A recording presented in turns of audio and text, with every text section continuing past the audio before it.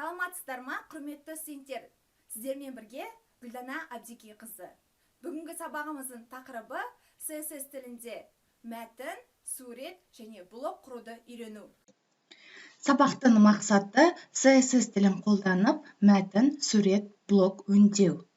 Енді біз бірінші фон қоюды үйренейік. Ол үшін алдыңғы сабақта жасалған шаблонымызды ары қарай қолданатын боламыз. Нәтижесінде бізде шаблонымыздың артында, яғни мәтіндердің артында түс емес фон берілуі қажет. Ол үшін алдыңғы сабақта жасаған, яғни қазір көріп отырған студенттер бірінші CSS туралы сабақты көреміз. Сол жерде осы мысал басынан басталып құрылған. Ары қарай осы шаблонды Sublime Text'те ашамын. Мінекей тағы да сіздерге түрін көрсетіп бір өтейін. Google Chrome'да. Мына біздің алдында жасаған мысалымыз. Бұл жерде біз CSS тілін HTML тіліне қосудың 3 тәсілін қарастырған болатынбыз. Кім бірінші видеоны көрмеді, бірінші видеоны көруге кеңес беремін. Ары қарай CSS-імді де ашамын. Бұл барлығымен де жұмыс істеп тұр. Енді осы жерде body деген бөлімінде background color емес, background image деп жазамын. Себебі мен артына фон қоюым қажет. Background image. Мінекей шықты. Енді бұл сурет міндетті түрде осы файлдардың қасында тұруы қажет. Яғни HTML, CSS бірге өзіме қажетті мәтінде және өзіме қажетті мынадай суретті алдым мен. Міне экранда көріп тұрсыздар. Осы суретті мен енді фон ретінде қоюым қажет. Ол суреттің енді свойствосына кіріп, барлық мәліметті осы жерден аламыз. Тип файлы PNG және аты 91. 91.png деп пультін көрсетуіміз қажет. Sublime Text'те. Ары қарай URL және де суретіміздің аты .png. Ctrl+S сақтаймыз. Шаблонымызды обновить етсек, сонда біздің суретіміз фон ретінде шаблонның артына қойылды. Өстіп біз сурет қоятын боламыз келесі кезекте. Екіншісі мәтін мен шрифтпен жұмыс. Ол үшін Sublime Text'те HTML құжатына біз тағы да мәтін енгізуіміз қажет. Әрине, біз мәтін енгізетін болсақ, P тегін қолданамыз. Және де осы P тегіне өзіме қажетті мәтінді енгіземін. Сіздер видеоны паузаға қойып, көшіріп алсаңыздар болады. Өзімнің HTML құжатыма қойып, реттеймін. Ctrl+S деп сақтаймыз. Және де браузерді ашып көреміз. Біздің мәтініміз енгізілді. Ары қарай осы жерде енді нақтағы нәтижені көретін болсақ, білім беру және практикалық дағдылармен де байланысты деген сөздер бізде қызыл және де курсивпен берілген. Енді тура шаблондағыдай жасайық. Ол үшін білім беру деген сөзді табуымыз қажет. Курсивпен жазатын болсақ, біз I тегін қолданамыз. Және де практикалық дағдылармен деген сөзді де I тегінен аламыз. Бұл бізде курсивті болуы керек. Егер де жирный болатын болса, онда біз B тегін қолданатын едік. Обновить етіп көрейік, көріңіздер. Алдыңғы сабақта біз I тегіне стиль берген болатынбыз, қызыл түсте болу қажет деп, яғни ол стилі де бұл осы жерде сақтап тұр. Көріп тұрсыздар, қызылмен берілген және курсивпен. Келесіде шаблонды тақырайтын болсақ, енді біз барлық стильдерді CSS-те өзгертуіміз қажет. Ол үшін CSS-ті ашамын. Ашпас бұрын бірінші бұл жерге біз ID береміз. Идентификатор, класс жайлы алдыңғы сабақта өткен болатынбыз. Тест, stylistic. Сақтаймын. Ctrl+S. Енді осы жерге соңына жазамын. Өзіме қажетті стильді. Ол үшін ID-де жазатын болсақ решетка, CSS-те, текстайл, дедік пе, текстайлес па, текстайлес, мұқият болыңыздар. ID-де тура дұрыс көшіріп жазбасаңыздар, бізде стиль оқымай қалады. Тест, стайлес. Тест емес, негізінде текст болу керек, яғни біз текст өзгертіп жатырмыз. Ctrl-S басуды ұмытпаймыз. Және де мына жерде текст стайлес. Ары қарай біз мәтініміздің өлшемін, мінекей көріп тұрсыздар, бұл жерде ешқандай стиль берілмеген. Енді осы жерде мәтініміздің стилін өзгертеміз. Бірінші өлшемін үлкейтеміз. Ол үшін font size, мінекей font size 1.5 м дейік. М дегеніміз бұл бірлік өлшем. Ары қарай, енді жирностьсында біз HTML де жирностьсын беретін болсақ B-тегі, ал бұл жерде font weight. Font weight bold деп жазамыз. Яғни қаныққан түсте береді бізге. Ары қарай font family. Font family дегеніміз, яғни Times New Roman, тағы да қандай бар. Біз көп қолданатын Times New Roman, оны қолданбай, басқа түрінде қолданып көрейік. Ол үшін Comic Sans MS деген мәтін түрін қолданайық. Ctrl-S сақтаймыз. Ары қарай браузерді ашып қарасақ, бізге қажетті стильдердің барлығы берілген, яғни өлшемі өзгерілді, мәтіннің қалыңдығы қара мен қаныққан түсте берілді, және де көріп тұрсыздар, бұның шрифті өзгерілді.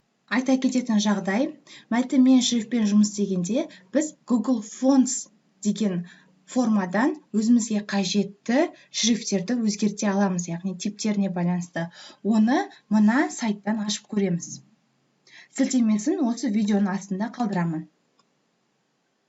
fonts.google.com арқылы осы жерде бізге қажетті барлық стильдер берілген.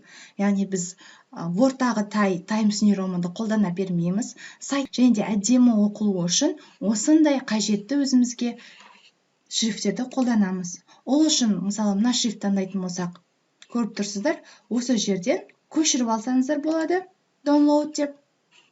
Шрифтті қосып бірден ссылкасымен, немесе осы жерден өзіңізге қажетті мына жерде таңдайсыздар. Мысалы, мына ұнаса сізге көшіресіздер. Қарайсыздар, міне, барлығы көрініп тұр, яғни импорттауға да болады, немесе жай ғана font family Ubuntu Sans serif деп жазсаңыздар да болады. Бүкіл қажетті шрифттарды осы Google Fonts арқылы қолданатын боламыз. Ең ыңғайлысы осы. Font size қаріп өлшем бірлігі.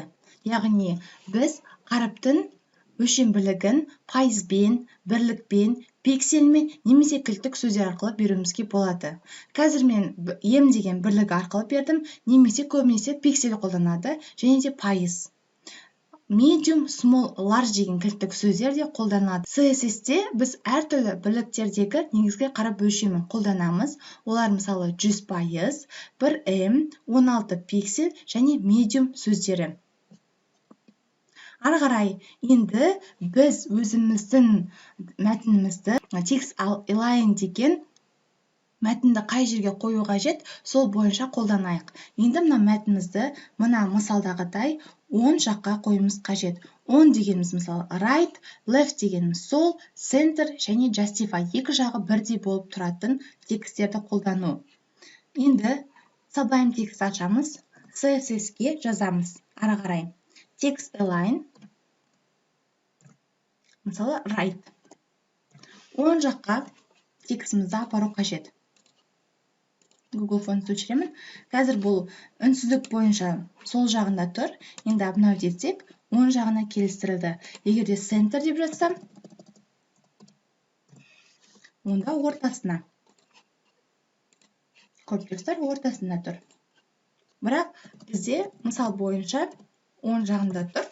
Сол үшін right деп қалдырамын.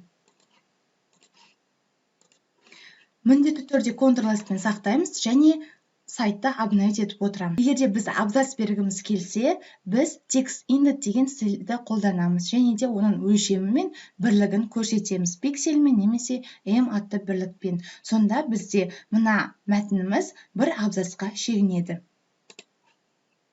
Жазайық. Пи деп беремін енді оларға. Маған мына мәтіндерді, пидегі мәтіндерді абзацпен жазылуы қажет. Text index. Text indent 2 деп берілген. Ctrl+S.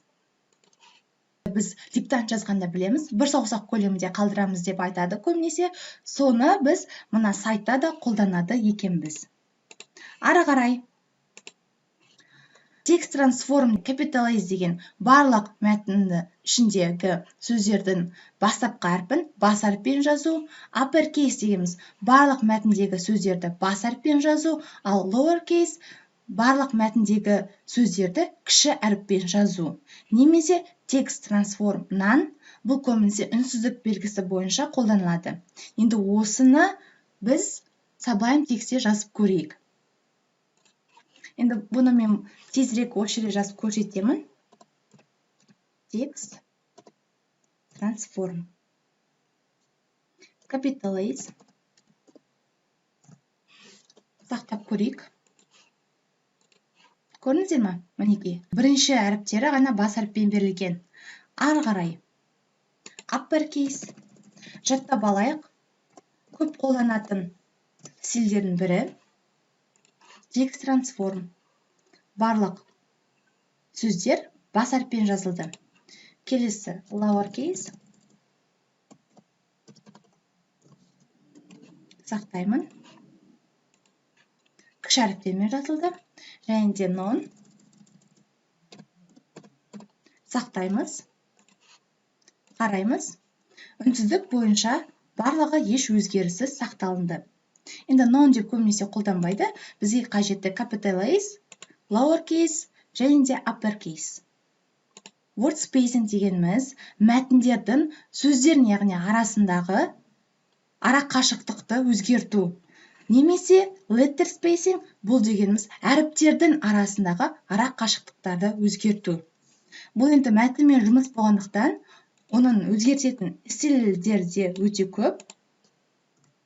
Сол бойынша қарастырып өтуіміз қажет. Word spacing 10 пиксель деп берейік. Сақтаймыз. Обновить етеміз. Көрдіңіздер? Біздің сөздердің арасындағы, яғни бос орын біраз өзгертілді.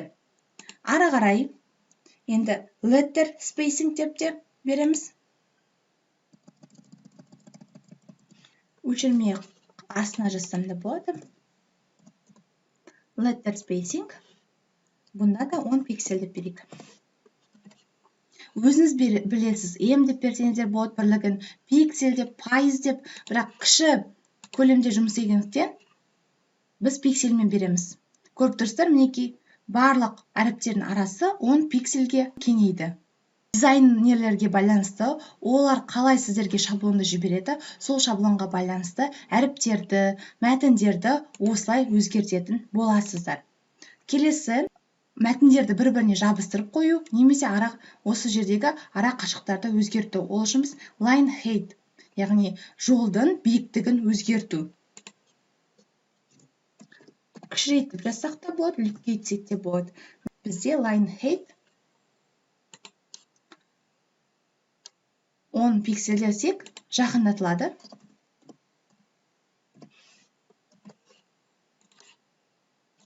Әрине бір-біріне жабысып қалады. Ал егер де ажырататын болсақ, біз мына жақта 220 деп берген. Тіпті пайызбен. Ctrl+S. Көрдіңіздер ғой. Ара қашықтықтарын бізге ашып берді. Ctrl+S, мына жақта F5 деген командаларды қайта-қайта орындауды ұмытпаймыз. Көп студенттер осы жерден шатасып, неге мына мысалдағыдай шықпайды деп отырады. Ол үшін видеоны мұқият тыңдаймыз. Үшіншісі бізде блоктармен жұмыс. Индекс HTML құжатына құрылымды құрып алуымыз қажет. Div деген блок. Блоктарды қолданғанда осы div тегін қолданамыз. Ары қарай мысал дегеніміз ол example. Және де идентификатор беруім қажет, ID. Оның идентификаторы тест блок. Ctrl+S. Ары қарай стилін өзгертеміз. Тест блок, решетка. Ең бірінші тест блок. Бір тексеріп қарауымыз қажет. Дұрыс жаздық па, дұрыс жазбадық па. Желі жақсыларды ашамыз. Және де оған, енді қараңыздар, бірінші Ctrl+S дейін да мына жақта сақтап көрейік. Бізде астында example деген сөз ғана шықты. Енді осы жерде мен блок ретінде осыны құрастырым қажет. Ол үшін borderді қолданамын. Бұл border дегеніміз бізге рамка қойып береді. Border 2 пиксель solid brown дейік. Қоңыр түсінде болсын. Ctrl+S. Мінекей. Рамкамыз қойылды. Қоңыр түсте. Енді оның биіктігін өзгертеміз. Биіктігін, мысалы, 200 пиксель деп берейік. Ctrl+S. Мінекей, көрдіңіздер ме? Биіктігі өзгертілді. Енді бұның енін өзгертейік. Мынандай үлкен емес, кішкене қысқартсақ та болады. Ол үшін width бізде 500 пиксель деп қойық. Ctrl+S. Қараймыз. Биіктігі мен ұзындығын барлығы өзгертілді. Келесі, енді түс берейік оған. Background color. Түсін қарапайым енді ағылшын тіліндегі сөзбен жазсақ, yellow деп. Нүктелі тұр. Ctrl+S. Енді әр әрекетті көрсетуге тырысамын, сіздерге түсінікті болу үшін. Түсі өзгертілді. Background color. Көп қолданылатын стильдер. Margin оңға, солға жылжыту. Қанша пиксельге жылжыту керек екенін көрсетеді. Сыртқы факторға байланысты. Қазір мына жерден көрдіңіздер ғой, 10 пиксельден жылжыды деп айтсақ болады. Ал енді ішіндегі сөзі мына жақта. Мына example деген сөз мына шетке жабысып тұр. Ол үшін біз padding стилін қолданып, example деген сөзі біраз оңға жылжытуымыз қажет. Ол үшін padding дегенді қолданамын. Margin деген сыртқы фактордан жылжыту, padding ішкі фактордың ішінде жылжыту. 30 пиксель жазамыз. Ctrl+S. Көрдіңіздер ме? Example деген сөзі мына екі бөліктен ажыратылып, кішкене қарай жылжыды, ішке қарай. Осылайша margin, padding деген стильдерді көп қолданатын боласыздар. Енді мына берілген блоктар бізде түзу сызықтармен берілген. Ол дегеніміз мына solid деген стилдің арқасында. Ары қарай енді solid емес, бұл жерде dotted деп жазатын болсақ, онда бізге үзік нүктелі рамка пайда болады. Үзік нүктелі рамканы қолданғыңыз келсе, онда бұл жерде border стиліне 2 пиксель және dotted brown деп қоясыздар. Мына жерде егер де сіз рамканың қалыңдығын қатты ұлғайтқыңыз келсе, мінекей көріңіз, 20 пиксель деп берсеңіздер, анық көрініп тұр сіздерге нүктемен берілгендігі. Бірақ енді 20 деп көбісі қолданбайды. 2 дейтін болса, бізде үзік сызықтар көрініп тұрады. Келесі, енді бұның өзінің стильдері бар. Inset, offset деген ішке қарай көрсету. Енді 20 деп қалдырайық, сіздерге жақсы көріну үшін. Көрдіңіздер ғой? Мына жақ қаныққан түрдегі қоңыр рамка және де ашық түрдегі рамка. Inset деген ішке қарай. Offset деген сыртқа қарай шығарып көрсету.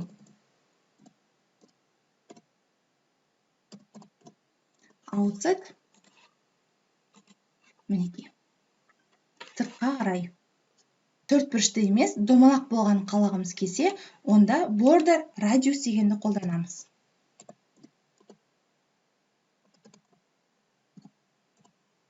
Border radius. Оны біз 50 пиксель деп алайық. Біраз бізге домалатып берсін, төртбұрышты емес. Ctrl+S сақтайтын болсақ, мінекей. осылайша блоктармен жұмыс істейміз. Блоктар, мәтінмен жұмыс, мәселелердің барлығын қосу арқылы өзімізге қажетті дизайнмен байланысты өзімізге қажетті сайтты құра аламыз. Ол үшін әрине біз барлық стильдерді білуіміз қажет. Біздіңше идентификатор құрып, енді сол бойынша мына мәліметтердің барлығын менен қайталап жазып отыруларыңыз қажет. Сонда ғана сіздер естеріңізге сақтайсыздар, сонда ғана түсінікті болады да сіздер сайт құра аласыздар. Қарапайым шағын сайттарды құра алатын боласыздар. Үй тапсырмасы осы видеода берілген мысалдардың барлығын қайталап орындап, модуль платформасына салу. Бүгінгі сабақ осымен аяқталды. Сау болыңыздар.